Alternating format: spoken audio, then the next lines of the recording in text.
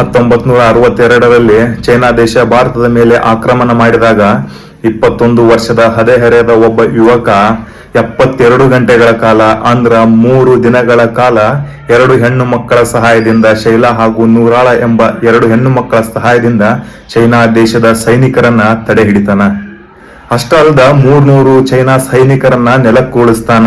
ಒಬ್ಬನ ಭಾರತದ ಸೈನಿಕ ಚೈನಾ ದೇಶದ ಸೈನಿಕರನ್ನ ಆಟ ಆಡ್ಸಾಕತ್ತಾನಂತ ಹೇಳಿ ಚೈನಾದ ಸೈನ್ಯಕ್ಕ ಗೊತ್ತಾದಾಗ 4 ದಿಕ್ಕಿನಿಂದ ಆ ವ್ಯಕ್ತಿಯ ಮೇಲೆ ಆಕ್ರಮಣ ಮಾಡಿ ಆಕ್ರಮಣ ಮಾಡಾಕತ್ತಾರ ಅಂತ ಗೊತ್ತಾದಾಗ ನಾನು ಅವರ ಕೈಯಿಂದ ಸಾಯಬಾರ್ದು ಅಂತ ಹೇಳಿಸಿಂದ ತನ್ನ ತಾನಾಗೆ ಗುಂಡು ಹಾರಿಸಿಕೊಂಡು ತನ್ನ ಪ್ರಾಣವನ್ನ ಭಾರತಾಂಬೆಗೆ ಅರ್ಪಣೆ ಮಾಡ್ತಾನ.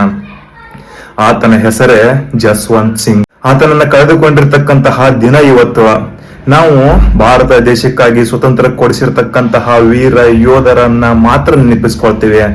ಸ್ವತಂತ್ರ ಭಾರತದ ನಂತರ ಭಾರತಕ್ಕ ಉಳಿವಿಗಾಗಿ ಹೋರಾಡಿರ್ತಕ್ಕಂಥ ಸೈನಿಕರನ್ನ ಮರ್ತ ಬಿಡ್ತೀವಿ. ನಾನು ಹೇಳೋದೇನಪ್ಪಾ ಅಂತಂದ್ರ ಇವತ್ತು ನಮ್ಮನ್ನ ಅಗಲಿರ್ತಕ್ಕಂತಹ ಜಸ್ವಂತ್ ಸಿಂಗ್ ಅವರನ್ನ ನೆನಪಿಸೋಣ, ಆತನ ಆತ್ಮಕ್ಕೆ ಶಾಂತಿ ಸಿಗ್ಲಿ ಅಂತ ಹೇಳಿಸಿಂದ ಭಾರತಾಂಬೆಗೆ ಕೇಳೋಣ ಅಂತ ಹೇಳ್ತಾ ಭಾರತ್ ಮಾತಾ ಕಿ ಜೈ.